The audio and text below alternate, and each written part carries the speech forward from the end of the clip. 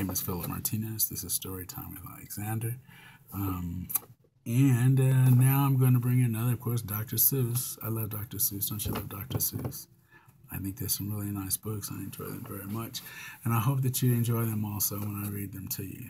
They're Alexander. Alexander, by the way, Alexander is my son. We live quite a distance apart. And so for me to read to him, it's really, I make these videos, or I made this series so that I could read books to him, and he can watch them over and over again, even though I'm not there. So anyway, this is Did I Ever Tell You How Lucky You Are? And a lot of us don't realize how lucky we really are. It's by Dr. Seuss, of course. Did I ever tell you how lucky you are? By Dr. Seuss. When I was quite young and quite small for my size, I met an old man in the desert of dries, and he sang me a song I will never forget, at least, well, I haven't forgotten it yet. He sat in a terribly prickly place, but he sang with this sunny, sweet smile on his face. When you think things are bad, and when you feel sour and blue, when you start to get mad, you should do what I do. Just tell yourself, Ducky, you're really quite lucky. Some people are much more, oh, ever so much more, oh, much more unlucky than you. Be glad you don't work on a bungle-bung bridge and that they're building across Boober Bay at Bum Ridge. It's a troublesome world. All the people who are in it are troubled with troubles almost every minute. You ought to be thankful a whole heaping lot for the places and people. You're lucky you're not. That's true. Just suppose, for example, you lived in Gazette. You got caught in that traffic on Zat Highway 8. I guess maybe that's Gazette. You know, Gazette Highway 8 kind of rhymes. Or suppose, just for instance, you lived in Gazere with your bedroom up here and your bathroom up there. Ooh, look at that. There's your bedroom. There's the bathroom. Man, you know, that was really a long walk. Look at that. You had to come all the way down here and go down the stairs and then run across here, over there, under there, back down this way. Look at that. Down those stairs, over there, and then go all the way back around to the top. And wouldn't that be something? That would be quite a walk to get someone to the bathroom. Just suppose you were poor Herbie Hart, who has taken his thrum dimbulator apart. He never will get it together, I'm sure. He never will know if the gick or the gore fits into the scrucks or the snucks or the snoots. Yes, Ducky, you're lucky you're not Herbie Hart, who has taken his thrum dimbulator apart. Oh, look at that. That looks like a big mess to me.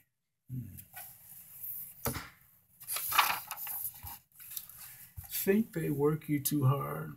Think of poor Elisard, how he has to mow grass in his uncle's backyard, and it's quick-growing grass, and it grows as he mows it.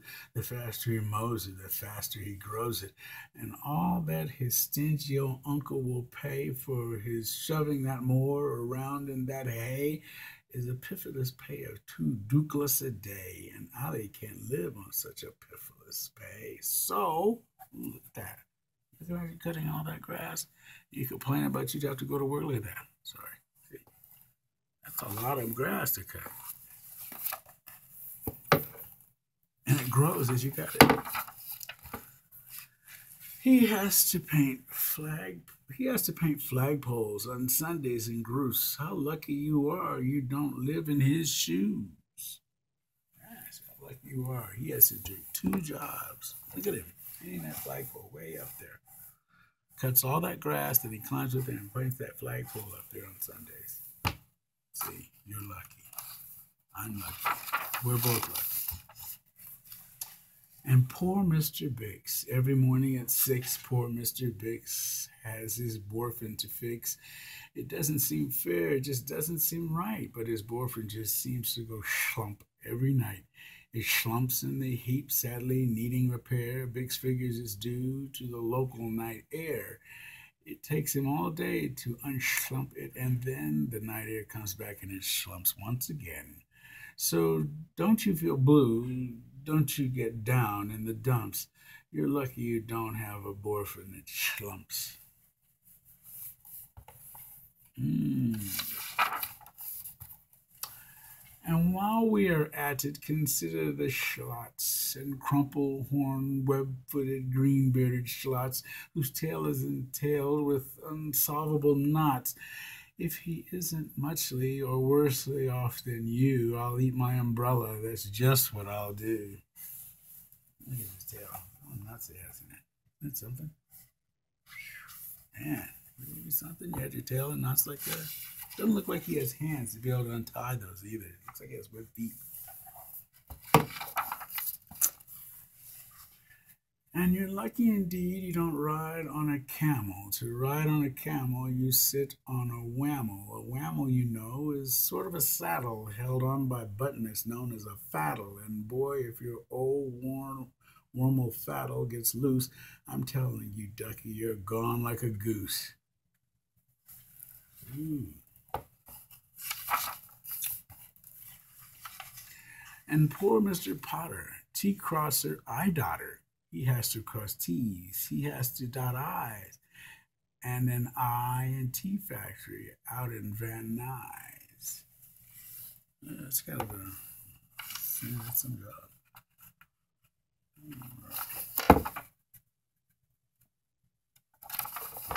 Ah. Oh, the jobs people were at out west near Hotch Hotch. There's a Hotch Hotch bee watcher. His job is to keep both his eyes on the lazy town bee. A bee that has watched will work harder, you see. Well, he watched and he watched, but in spite of his watch, that bee didn't work any harder, not much. So then somebody said, "Oh, bee watching man is just isn't bee watching as hard as he can. He ought to be watched by another Hotch Hotch. The thing that we need is a bee watcher. Well,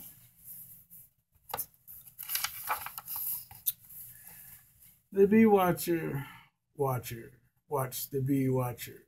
He didn't watch well, so another Hotch Hotcher had to come in as watcher. And today all the Hotchers who live in Hotch Hotch are watching on watching the watcher who is watching that bee. You're not a Hotch watcher. You're lucky, you see. That's something. You know those people watching that bee. He's watching him. He's watching him. He's watching him. He's watching him. He's watching him and him and him and him and him. It goes on and on. Matter of fact, it's past the book. You can't see how many people are watching. All right. And how fortunate you are, not Professor DeBreeze, who has spent the past 32 years, if you please, trying to teach Irish ducks how to read Javanese. Okay.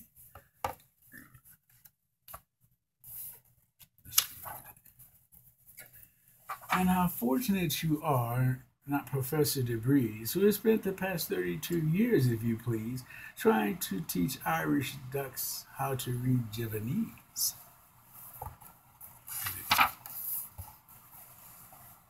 And think of the poor puffing poglehorn players who have to parade down the poglehorn stairs every morning to wake up the Prince of Pooboken. It's awful how often their pugles get broken.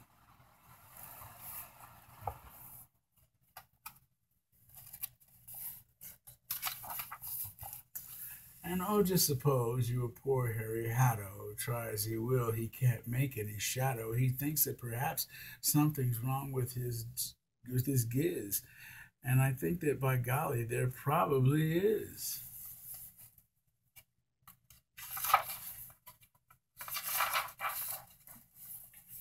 And the brothers Bazoo and poor brothers Bazoo, suppose your hair grew like theirs happens to do. You think it's so lucky, I'm telling you, Ducky, some people are muchly, or ever so muchly more unlucky than you. Excuse me.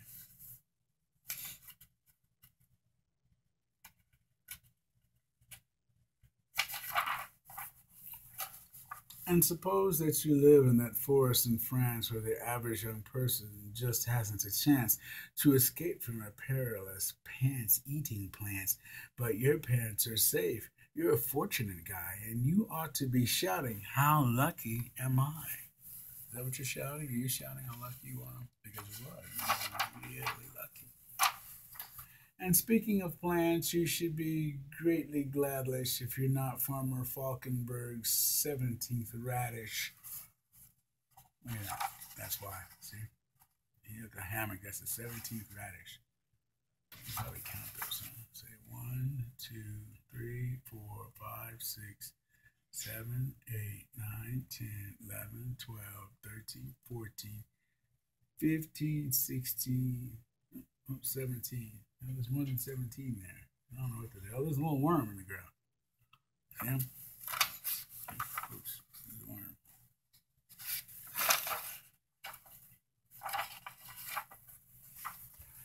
And you're so lucky. You're not Gucky Gown, who lives by himself 19 miles out of town in the ruins of Ronk. Ronk is rather run down.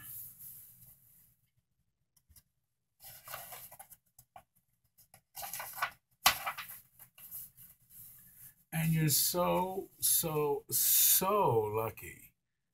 You're not left you're not a left sock, left behind by mistake in the caverns of Croc. Oh, that's terrible. One little lonely sock. See him? There it is right there. Little lonely sock. Somebody left their sock. Now the right sock is lonely. Now the left sock is lonely. Thank goodness for all of the things you are not. Thank goodness you're not something someone forgot and left all alone in the punkerish place like a rusty tin coat hanger hanging in space. That's why I say, Ducky, don't grumble, don't stew. Some critters are oh, ever so much more unlucky than you. And did you know that? How lucky you are to be where you are, to have your family there with you, you know, to be cared for and loved and wanted and needed. You're very lucky. You have a nice place. I know you're not skinny. So you eat every day. You get nutritious food. People talk with you. Hey, you get to watch me. But you know, just think about how lucky you are. Thank you once again for watching Storytime with Alexander. My name is Philip Martinez. See you next time and have a wonderful day.